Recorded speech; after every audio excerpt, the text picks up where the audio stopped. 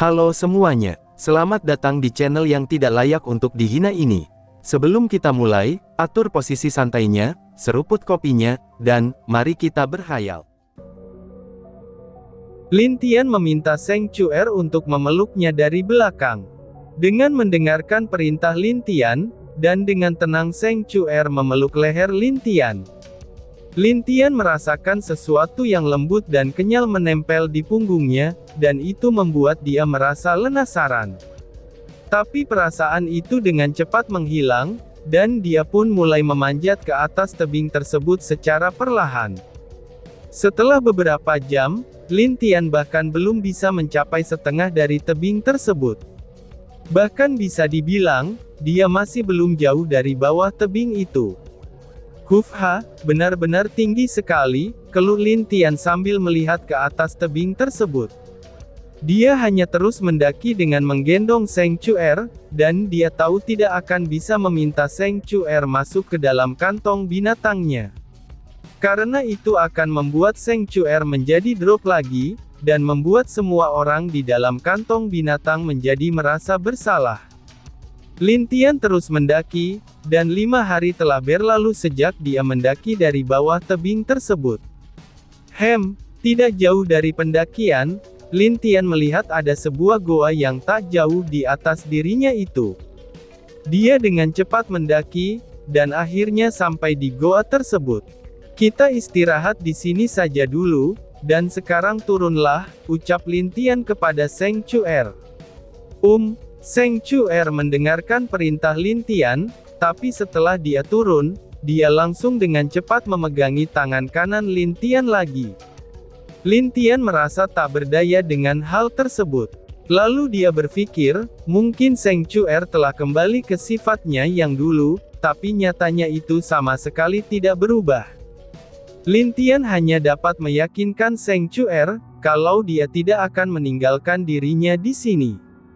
Dengan susah payah, akhirnya Lin Tian berhasil membujuk Zheng Chuer dan membuatnya tertidur di dalam goa itu. Lin Tian menghidupkan api unggun di dalam goa itu saat malam hari, karena di malam hari biasanya akan cukup dingin. Setelah itu, Lin Tian memulihkan dirinya di dalam goa tersebut. Dan pada esok paginya, Lin Tian melanjutkan perjalanannya mendaki tebing tersebut. Kali ini dia sudah mencapai setengah dari tebing tersebut, dan dia menggendong Zheng Chuer yang terlihat hanya bisa melekat kepada Lin Tian saja. Kadang-kadang dia akan menghapus keringat Lin Tian, dan memberi Lin Tian minum. Semakin tinggi tebingnya, maka semakin sedikit Lin Tian bisa bergerak dengan leluasa. 1 minggu lagi telah berlalu, dan akhirnya Lin Tian dapat melihat puncak dari tebing itu. Dia tersenyum, dan dengan cepat bergerak mendaki ke puncaknya. "Bas, Hufha, akhirnya sampai juga," gumam Lin Tian. Lin Tian tersenyum dengan senang setelah sampai di atas tebing, dan dia dapat menggerakkan seluruh badannya lebih leluasa daripada saat berada di tebing. Bahkan dia bisa menggunakan kembali kekuatannya. Di punggung Lin Tian, Zheng Chuer mulai turun. Tapi setelah itu dia terus melekat ke tangan Lin Tian, dan tidak mau melepaskannya. "Hufha, aku tidak akan meninggalkanmu," ucap Lin Tian sambil mengelus kepala Zheng Chuer. Dia tidak mengerti, kenapa setelah sampai di atas sini pun Zheng Chuer belum juga pulih. Dan sekarang Lin Tian mulai mengerti, kalau mata takdir Zheng Chuer telah diambil oleh orang-orang alam kehidupan itu.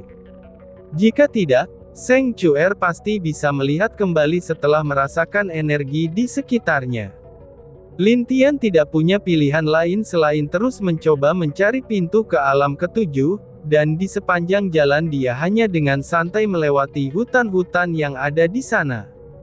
Setelah 3 hari berlalu, Lin Tian akhirnya menemukan pintu alam ketujuh di atas Gunung Merapi yang masih aktif. "Mari kita lihat, apakah orang itu benar-benar telah bertindak atau belum," ucap Lin Tian dengan serius. Dia melihat ke arah Zheng Chuer yang masih terus memegang tangannya, dan Lin Tian hanya dapat menghela nafas. "Ayo," ucap Lin Tian. Zheng Chuer hanya mengangguk, Lalu dengan cepat Lin Tian terbang menuju pintu alam ketujuh itu tanpa ada masalah sedikit pun. Cerita berpindah. Bang bang bang.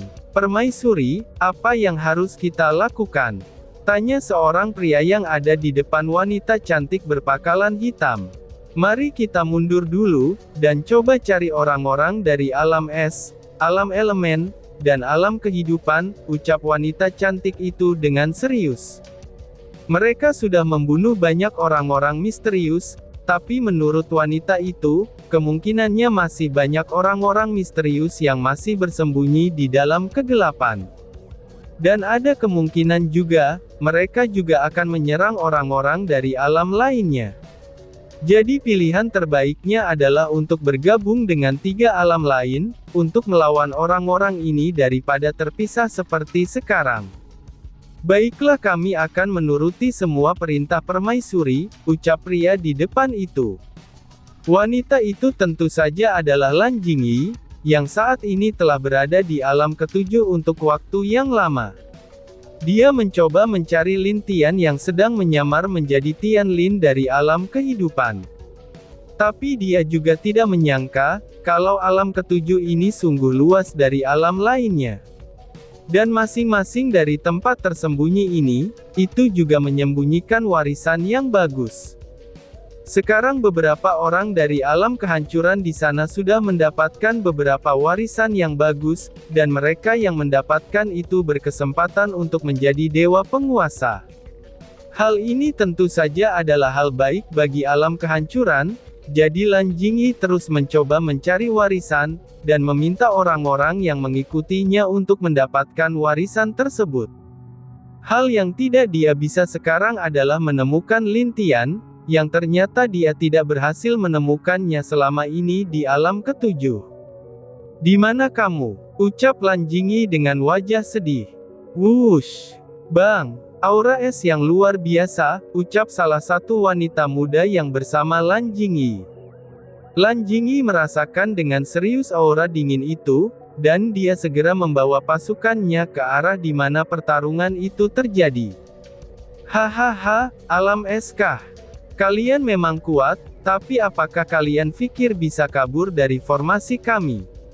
ucap pria misterius itu, sambil melihat ke arah sekelompok pria dan wanita yang masih terkurung dalam formasi. Semuanya berjumlah 30 orang, dan itu semua adalah jumlah total dari generasi yang masuk ke alam rahasia. Mereka yang awalnya berkumpul untuk mencoba maju ke alam ke-8, itu tidak disangka akan terjebak di sini, dan membuat mereka sangat marah. Yang membuat mereka marah lagi adalah, beberapa dari saudara mereka terluka parah saat mencoba menerobos formasi yang mengurung mereka. "Kalian tidak akan kulepaskan!" teriak salah satu pria di antara alam es. "Hahaha, kalianlah yang tidak akan kami lepaskan. Kamu tahu sendiri kan, wanita dan pria sangat berguna bagi kami semua," jelas salah satu pria di sana. "Baguslah, maka kalian sangat berguna bagiku untuk melampiaskan kemarahanku kepada kelompok kalian," ucap suara wanita di belakang orang yang berbicara itu. "Kamu," ucap pria itu dengan kaget melihat Lan Jingyi yang telah muncul di depannya. Di belakang punggung Lan Jingyi ada sayap api hitam, yang terlihat menambah kecantikannya yang dingin dan tenang. Tapi sebelum pria itu selesai berbicara, api hitam muncul di bahunya. Kemudian secara perlahan menelan tubuh pria itu sedikit demi sedikit, lalu membuat dia menjadi abu dalam sekejap di hadapan banyak orang. "Ah!"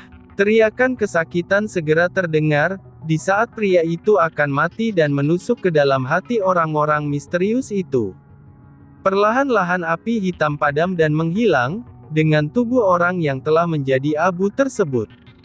Lalu, Lan Jingyi melihat ke arah para orang misterius itu dengan wajah dinginnya. Untungnya dia bergegas ke sini, dan berhasil menemukan orang-orang dari alam es. Bagaimanapun juga mereka semua adalah keluarga Lin Tian, dan dia memiliki kewajiban untuk menjaga mereka juga. Kalian benar-benar seperti hama. Bagaimana bisa kalian masuk setelah banyak penguasa yang menjaga pintu alam rahasia itu? Ucap Lan Jingyi dengan serius. Pintu alam rahasia dijaga oleh para dewa penguasa, tapi semua orang ini berhasil masuk tanpa sedikit pun diketahui oleh orang-orang di luar sana. Ini adalah sesuatu yang membuat Lan Jingyi benar-benar bingung. Hahaha, kalian adalah semut di mata kelompok kami.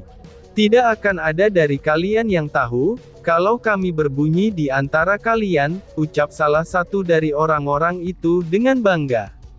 Dia berpikir kalau Lan Jingyi tidak akan mengerti perkataannya tersebut, tapi dia tidak tahu wanita di depannya ini bukanlah wanita biasa saja. Karena hanya dengan satu kalimat dari pria itu saja, itu langsung membuat Lan Jingyi tahu. Oh, jadi begitu rulanya. Sepertinya ada alam yang berkhianat, atau mereka telah menyamar menjadi bagian dari alam lain, pikir Lan Jingyi. Bunuh mereka semua mereka yang tidak berguna lagi, perintah Lan Jingyi. Lalu setelah itu, seluruh alam kehancuran yang ikut bersamanya segera maju dan menyerang orang-orang misterius itu. Itu sudah jelas, meskipun orang-orang misterius itu ada beberapa yang di alam dewa surgawi tingkat tinggi, tapi kebanyakan dari mereka hanya berada di tahap rendah. Jadi itu tidak masalah bagi orang-orang yang dibawa Lan Jingyi, jika ingin mengalahkan mereka dengan cepat. Apalagi, beberapa dari mereka yang telah berhasil mendapatkan beberapa warisan di alam ketujuh. Bang! Lan Jingyi dengan tenang melihat pertarungan di langit itu, lalu dia mengangguk puas dengan cara bertempur dari orangnya, yang saat ini telah berkembang dari sebelumnya. Lan Jingyi segera berbalik, lalu dengan tenang menatap formasi di depannya. Perlahan-lahan dia mengangkat tangannya, dan sebuah simbol muncul di kening Lan Jingyi. Simbol itu seperti gambar burung gagak hitam dengan 3 kaki, lalu secara perlahan sayap hitam Lan Jingyi membesar dari ukuran normalnya. Api hitam pun muncul di 2 sayap Lan Jingyi tersebut, lalu Lan Jingyi dengan tenang mengepakkan 2 sayapnya ke arah formasi tersebut. Banyak serangan seperti bulu api hitam yang menyerang ke arah formasi tersebut, dan bulu hitam yang terbuat dari api itu terus menyerang formasi itu sampai dalam, dan dalam beberapa tarikan nafas saja formasi tersebut mulai retak. Krek, bang! Formasi itu pun hancur, dan segera melepaskan seluruh orang-orang dari alam es dari dalam sana. Melihat hal itu, wajah para generasi dari alam es mulai bersemangat. Tanpa berterima kasih dulu kepada Lan Jingyi, mereka langsung ikut bertempur menyerang orang-orang misterius itu. Alam es dan alam kehancuran pun bergabung untuk membunuh orang-orang misterius itu dengan cepat. Bang! Dalam beberapa jam saja semua orang misterius itu mati di tangan kedua sekutu ini, dan kedua sekutu ini bahkan tidak peduli dengan kematian orang misterius tersebut. Mereka hanya menatap mayat-mayat di tanah dengan wajah dingin, sebelum berbalik kembali ke tempat Lan Jingyi. Terima kasih permaisuri kehancuran, ucap generasi muda dari alam es dengan serentak. Tidak perlu, alam kita masih memiliki hubungan persaudaraan, dan itu sudah sewajarnya kami membantu, jelas Lan Jingyi sambil tersenyum. Mendengar perkataan Lan Jingyi, semuanya mengangguk setuju. Alam kehancuran adalah milik dari cucu penguasa mereka, dan tentu saja dengan hal itu alam es dan kehancuran masih dalam satu hubungan keluarga. Permaisuri, kami akan mengikutimu sekarang. Pada awalnya kami ingin mencari pangeran, tapi kami tidak menemukannya. Dan menurut kami, kamu sangat cocok untuk memimpin kami, ucap salah satu dari pria alam es. Tentu saja hal itu juga disetujui oleh generasi muda alam es yang lainnya, dan memang menurut mereka, Lan Jingyi sangat mampu dalam memimpin mereka.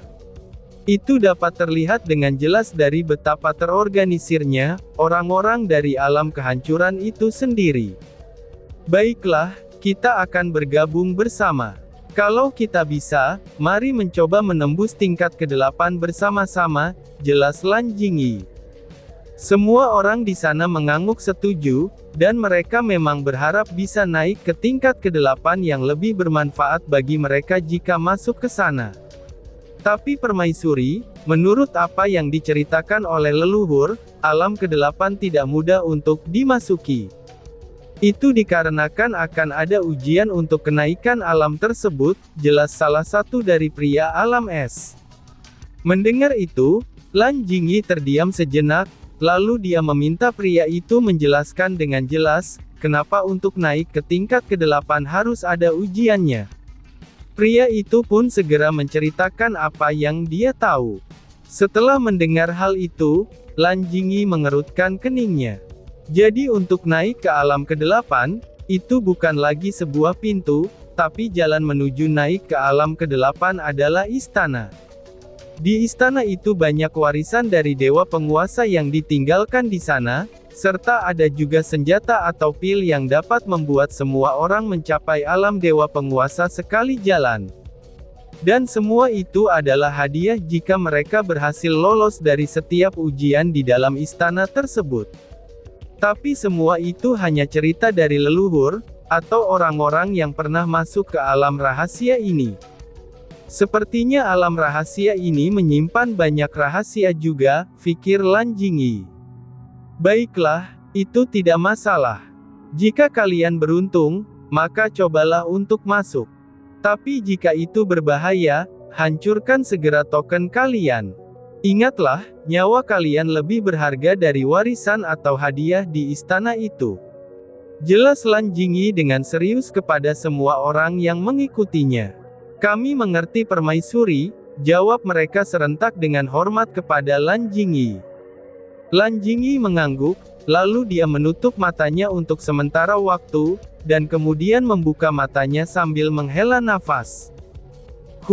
Lin Tian, aku akan menemukanmu. Dan aku juga akan memastikan, kalau alam kehancuran kita akan jauh lebih kuat dari saat terakhir kamu berada di sana. Jadi, kamu tidak perlu lagi melindungi kami semua, ucap Lan Jingyi di dalam hatinya sambil melihat ke langit. Untuk sementara waktu semua orang menunggu perintah dari Lan Jingyi. Mereka akan bergerak jika Lan Jingyi telah memberi perintah kepada mereka. Ayo berangkat, kita harus menemukan orang-orang alam elemen dan alam kehidupan. Dengan bergabung bersama kita, maka kita dapat mengalahkan orang-orang itu, ucap Lan Jingyi.